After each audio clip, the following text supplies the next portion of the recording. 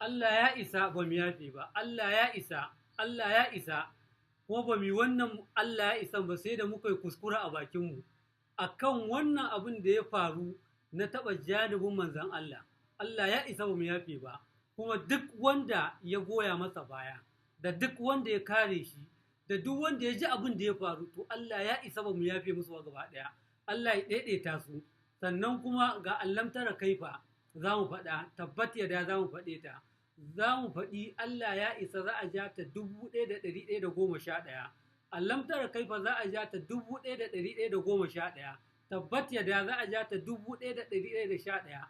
Akan Allah ya la'anci waɗanda suka goya mai baya. Allah ya la'ance shi, Allah ya la'anci waɗanda suka goya mai baya, da waɗanda suka ce akan daidai yake, da waɗanda suka ce ai a minti 5 ma zai iya bada hujja.